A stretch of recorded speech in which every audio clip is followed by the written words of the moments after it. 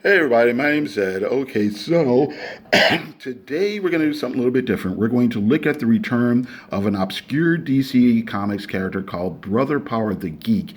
He was created to kind of cash in on the hippie counterculture of the late 60s. The character didn't really catch on and was quickly canceled and remained unused for 20 years until he was brought back in a somewhat ironic fashion under DC's somewhat more mature titles. So the two comics we're going to look at today are Swamp Thing Annual number 5 from 1989, and then uh, Vertical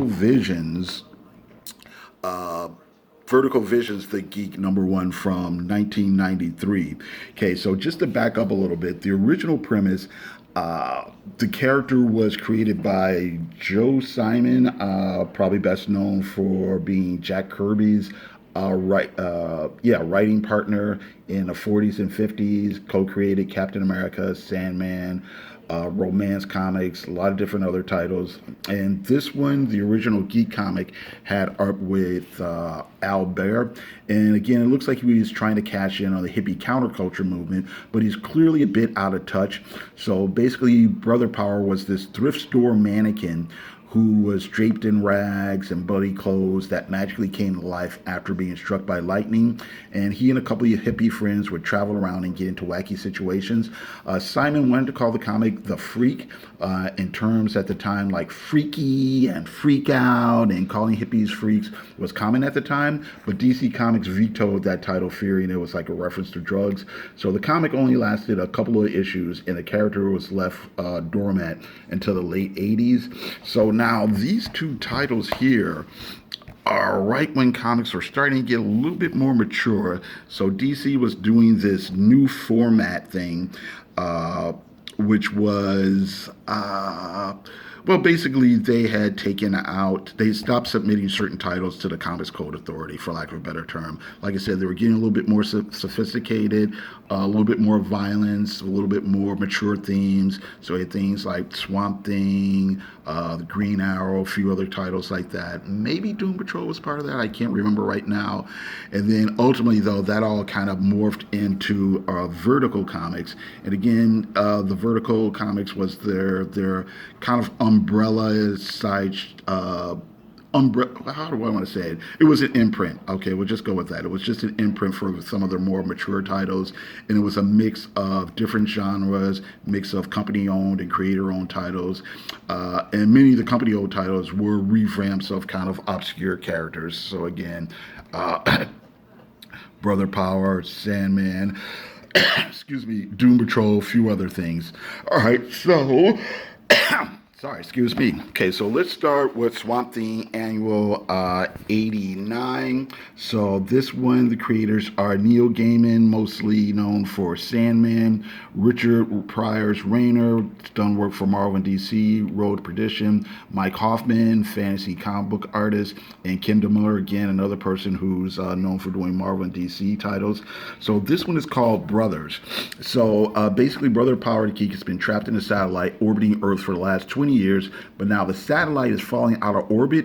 It crashes somewhere near Tampa, Florida, and Brother Power wanders around unsure of his new surroundings. Brother Power here is portrayed as an elemental similar to Swamp Thing at the time, and so he's able to transfer his consciousness to dolls and build new bodies and reshape himself from nearby rags and piles of junk.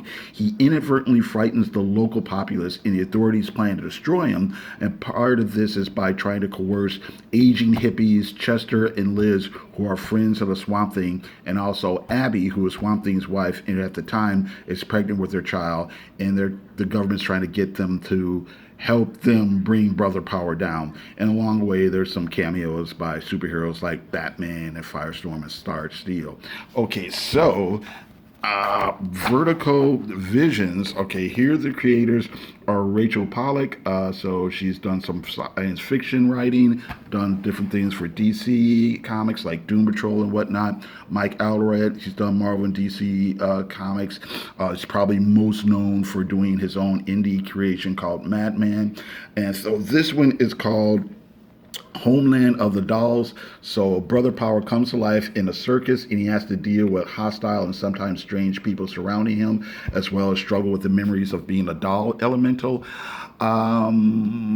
He goes on sort of a road trip where he tends to find himself in a place him to find him. He intends, there we go, to find himself and his place in the world. So he counters yuppies, white supremacists, radical feminists. And parallel to this, we follow the story of Cindy, who was a character from Brother Power's first series in 1986. And here she's presented as kind of a former prostitute who's lost her way in the world. And ultimately, their paths cross again and have to face not only their human antagonists, but also deal with their inner emotional demons. Okay, so just to break it down a little bit again, the story in the annual I thought was really well written. It's combining different elements. It's a monster story, but it's also a story about a loss of innocence and nostalgia and moving forward. So there's fear and dread and the threat of Brother Power and a possible destruction that he might cause, but it's also about human connections as well. We see Abby, who's confident in a positive, committed relationship with Swamp Thing. Chester and Liz are in a relationship, but their future's a bit uncertain. Brother Power's a creature who's in a world he no longer recognizes. And then there's a minor character who was part of the hippie generation but didn't quite find the fulfillment he was looking for, and he's since turned against it. And the story's also kind of part of the then zeitgeist, where there was a bit of the 80s looking back at the 60s nostalgia. So you had a lot of movies and TV shows and things at the time that were, The Big Chill, 30 something. You had all these Vietnam movies. So you had all this 80s media that was kind of reassessing the 60s. And that was a big part of, when this comic was originally released. All right, so going back to the one shot here. So the story flows at a pretty quick pace, and there is a fair amount of attempts at satire, but the satire doesn't always quite land. So again, Brother Power is a naive, lost soul, and he's lost in the craziness of then modern America. So the situations are interesting and kind of reflect the concerns of society at the time. You got him dealing with materialism, radical feminism, the rise of the right wing, aimless youth, and whatnot. The dialogue's okay, although a little bit disjointed, but the characters don't feel quite as fleshed out or have as much personality as they could have. Brother Power's travels are pretty random and don't seem to build to the climax in a natural way. And while it is possible to do this type of episodic story well, this one doesn't completely pay off. It's not particularly bad, it just falls slightly short of being wholly satisfied. Things just sort of happen and then the story just sort of stops. Okay, so of the two stories, I'd say the Swamp Thing Annual is probably better. The structure is stronger and more direct. The characters are better and the themes are more direct. The one shot is okay. It's got some nice art by Mike Allred, but the characters just could have been a little bit more well defined, and the narration could have been a little bit clearer. So just to give you a little taste of what the art looks like. Okay. So, you just kind of have this sort of moody art that we're kind of used to in Swamp Thing at the time. Okay, here's Brother Power coming back to Earth.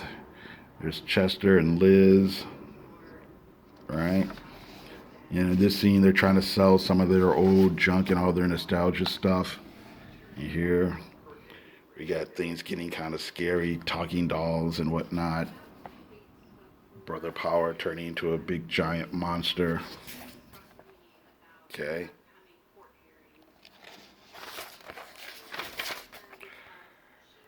Right. There's the guy here. He's like this asshole government agent. Here's Abby. Yeah, just kind of really straightforward storytelling here artistically. And just use of, nice, straightforward storytelling. Easy to follow grids and stuff like that. All right, so I don't want to give too much of it away here. And then just to take a look at Mike Allred's art. Okay. So he's got this really... a lot of people have called his style kind of retro. Whoa, excuse me again. This guy, I think, was somebody showed up in the first series. I'm not 100% certain again. I have to look it up again. But here he's kind of giving the geek a hard time.